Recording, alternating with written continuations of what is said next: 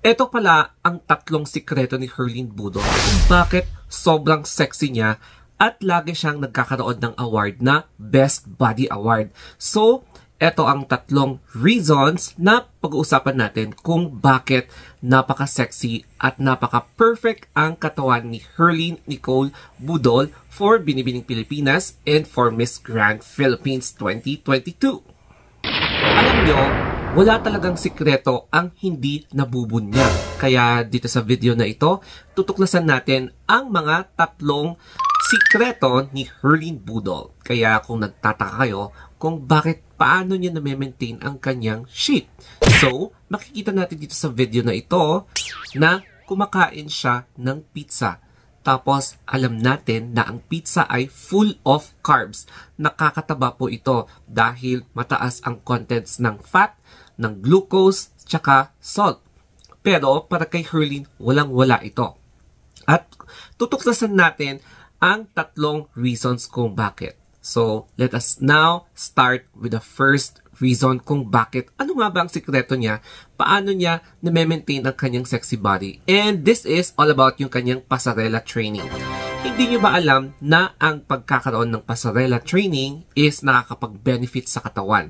Nakaka-burn din siya ng fats and nakakapag-sweat ka. So, ganyan ang outfit ni Herlene Budol kasi hindi minutes ang pagpapasarela training. It really takes hours para matapos mo yung isang routine or series of routine. It is because kapag nagpapasarela training ka, you need to improve your walk. I-familiarize mo yung walk. Tapos, wala ba kumakain ako? Tapos, titignan mo yung path kung saan ka magwo-walk. Kaya maraming angle na directions na pwede mong i-walk para i-master mo. Tapos pag twirl ka pa, and then yung mga posing. Dapat i-master mo yung posing para alam mo kung paano ka i-eksena sa different kinds of stages. And then, pagdating naman sa posture, dapat minemaintain mo yung posture mo.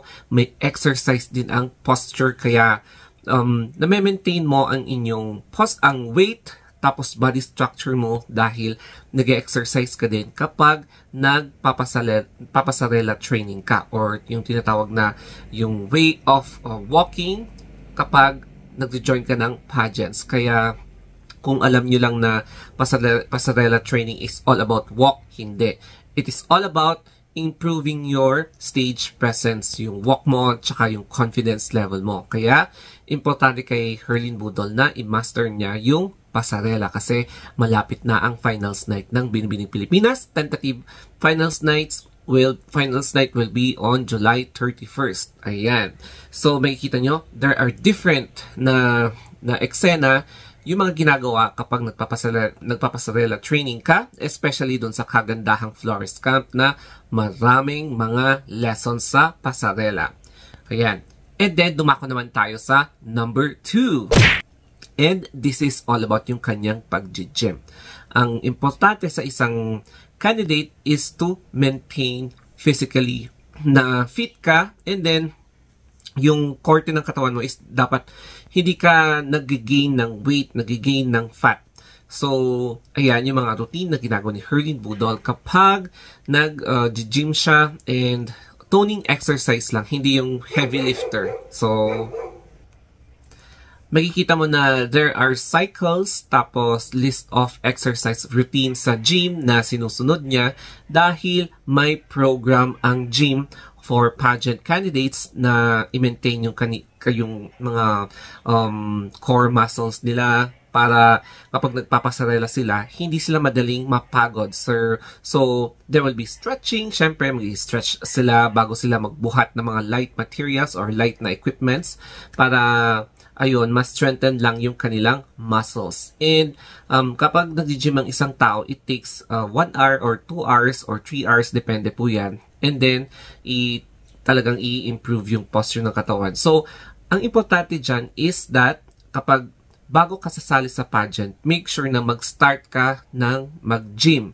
Mag-gym ka for at least 6 months prior sa gusto mo na mag-join sa pageant para at least ma-attain mo or ma-achieve mo yung desired na weight, desired na na tone sa katawan mo, yung mga dapat na-shed mo na yung fats mo para kapag nag-training ka na sa pasarela is hindi ka na mapapagod agad. So, that's the main importance of having an exercise, pag-gym, ayan. So, aside from gym, syempre, nag-aerobics ka, you are undergoing mga exercises na pang-cardio. Pwede ka rin mag-jogging, ayan. So, depende yan sa mga trainers ni Herlin Budol, kaya na-maintain niya ang katawan niya.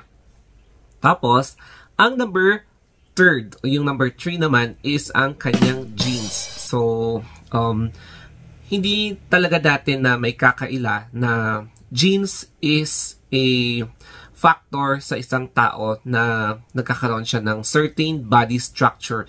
Meron yung tao na bulky yung katawan, meron din yung tao na slim talaga yung katawan. So, nasa genes nila yung ganong figure. Kaya, pasalamat talaga si Herlin Budol na nakuha niya yung genes na yon, na kung saan super lucky niya na na-maintain niya yung katawan niyang ganyan.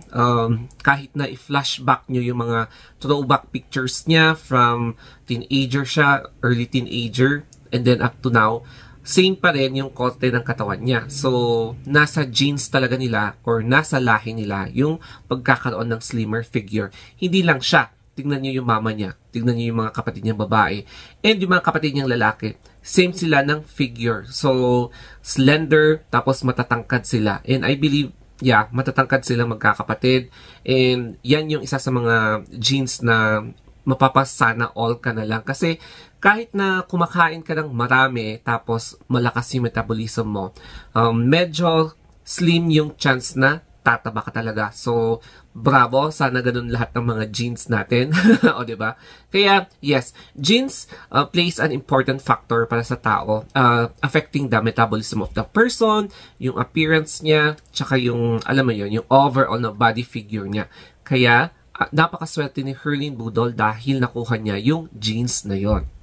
Kaya, in my own say sa 3 secrets na ito ni Herlin Budol is that sana ma-maintain lang niya ang routine na ito. I think may schedule siya for exercise. Iba naman yung schedule niya for pasarela training. And walang schedule sa genes niya or sa metabolism niya.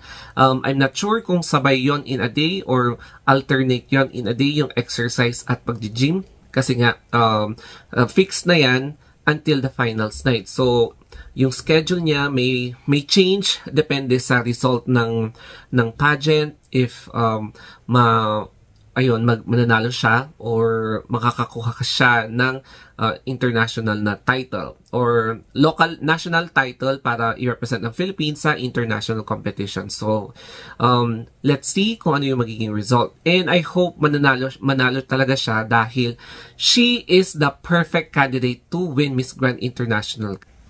At meron pang isang sikreto na hindi nyo alam na ginagawa ni Herlin Budol. At ito ang pag-inom ng tubig.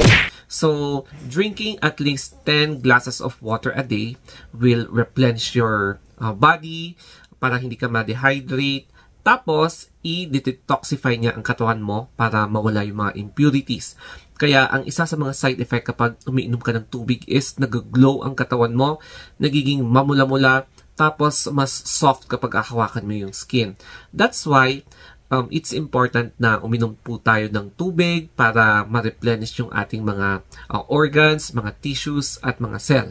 Kaya kung nakikita nyo kay Herlin Budol, napaka-slim niya kasi ang isa din sa mga benefits ng pag-inom ng tubig is yung pag-flush ng mga unwanted na fats, pwedeng nag-drain yung mga na-metabolize yung mga fats natin. And it really promotes circulation in our body kapag umiinom ka talaga ng 10 or more glasses of water a day. So, yan ang isa sa mga sikreto ni Herlin Budol kung bakit hindi lang siya sexy. Nag-glow din ang kanyang skin. Kaya if you're going to look closer sa skin niya, ma-observe mo na wow, as in talagang napaka-special ang kanyang skin, napaka-slender niya, napaka-slim, and mapapasana all ka talaga sa kanya. Kaya, imbis na mapasana all ka, uminom ka rin ng 10 to 12 or more glasses of water a day.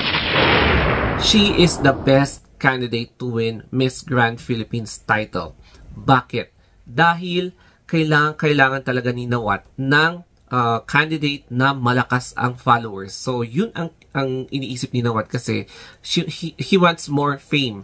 So, Herlene Budol is the perfect candidate. And maraming followers ni Herlene Budol ang hindi pageant fan. So, dito siya magkakaroon ng opportunity para maghatak ng non-pageant related fans and convert it into a pageant fan. So, ganyan ang mangyayari. And kapag ang mga ibang candidate naman ang mananalo sa Miss Grand Philippines title, there will be a slimmer chance na baka masemay sila dahil high caliber nga pero maliliit yung followers as compared sa followers ni Herlene Budol na milyon-milyon. So, medyo lesser ang hatak nila sa fans and hindi makakapag-benefit si Nawat. So, alam niyo naman ang eksena, di ba?